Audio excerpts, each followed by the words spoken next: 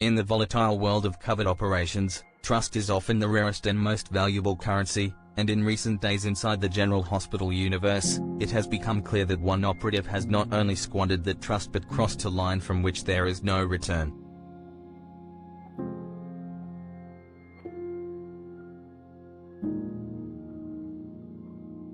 Colette Moreau's recent actions have set into motion a chain of events that could end her career, her freedom, and possibly even her life. Once positioned as a valuable asset to the WSB, Colette's betrayal now places her firmly in the crosshairs of Jack Brennan, a man who has no patience for treachery and no qualms about eliminating those who threaten his operations.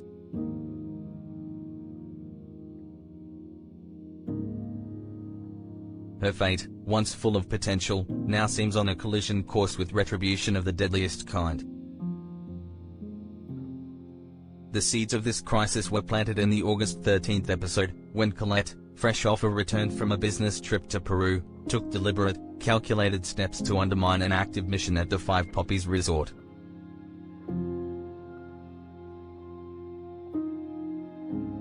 Far from simply making a mistaken judgment, her actions demonstrated premeditation and intent.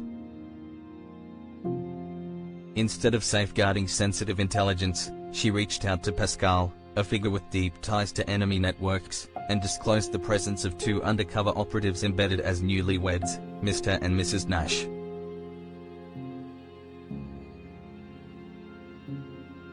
This revelation was more than an operational hiccup. It was a direct hit to the mission's viability and an immediate escalation of danger for both Vaughn and Jocelyn Jacques, who had risked everything to infiltrate one of the most tightly guarded environments in recent WSB history.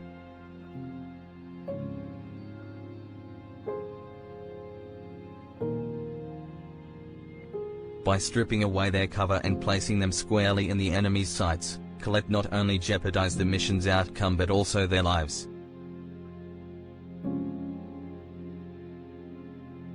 In the clandestine arena, betrayal is not measured solely by the secrets one leaks, it is weighed by the lives those secrets imperil.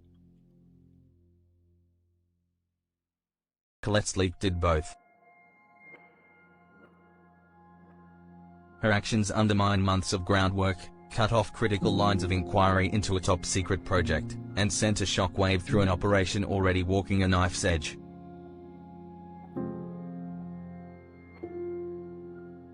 The WSB thrives on precision, discipline, and the unwavering loyalty of its agents. Colette shattered all three pillars in one act. And while she may have returned from Peru with plausible deniability and a carefully rehearsed explanation for Brennan, time and truth are rarely on the side of traitors.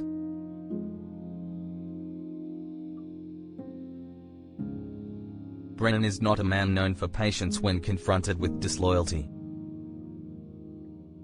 His entire career, both in and out of the official shadow of the WSB, has been defined by a strict personal code: betray him, and you don't get a second chance. The revelation of Colette's sabotage is unlikely to be met with measured discussion or an internal disciplinary process. The stakes are far too high, and the personal factor too sharp to ignore.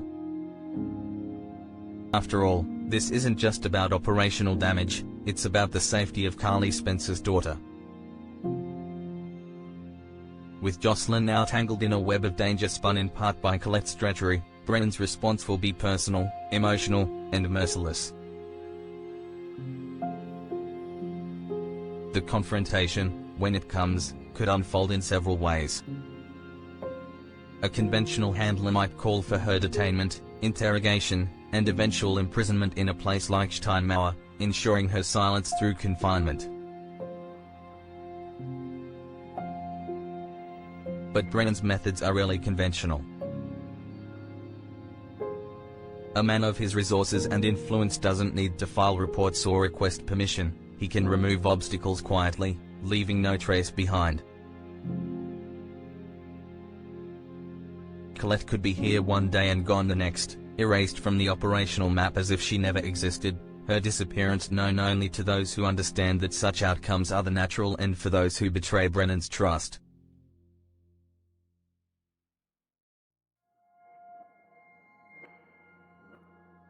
Still, Brennan is a strategist as much as an executioner. He may weigh the benefits of using Colette before ending her usefulness entirely. A double agent can be flipped, turned back toward loyalty, or at least coerced into serving the handler's agenda under threat of exposure or death. But such a tactic requires a foundation of control, and control over someone like Colette may be as volatile as the explosives she metaphorically set off inside the mission.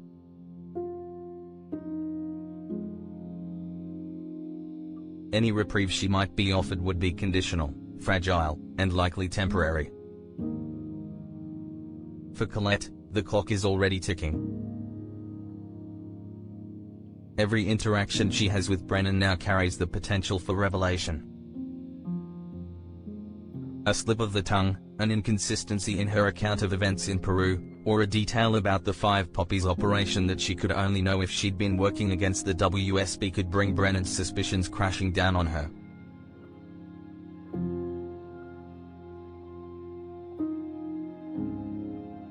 And once Brennan connects the dots, there will be no appeals, no sympathetic ear, and no chance of clemency. What makes this betrayal particularly chilling is the way it weaves together personal vendettas, operational collapse, and looming violence.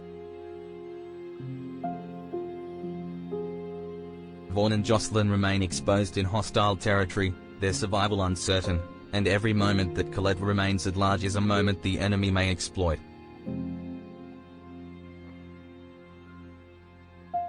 Brennan's network, well versed in swift, surgical removal of threats, may already be mobilizing, with orders prepared for execution.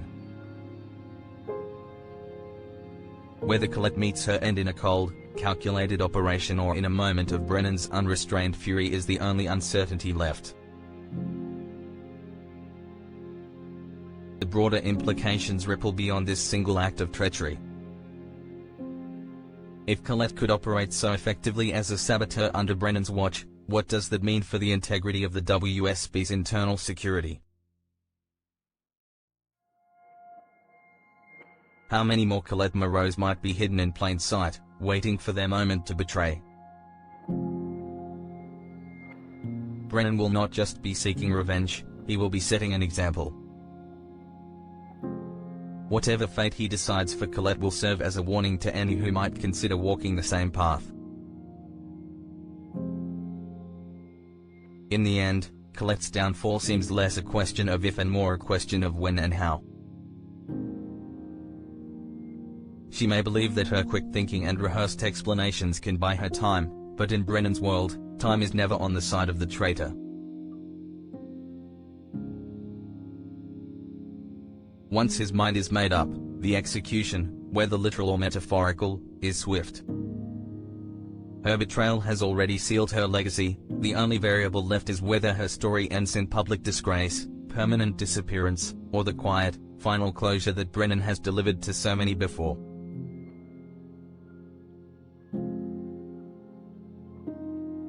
As events in General Hospital continue to unfold, one thing remains clear: in the dangerous game of espionage, a single act of betrayal can erase a lifetime of service. For Colette Moreau, that act has already been committed, and the reckoning is coming, swift, merciless, and inevitable.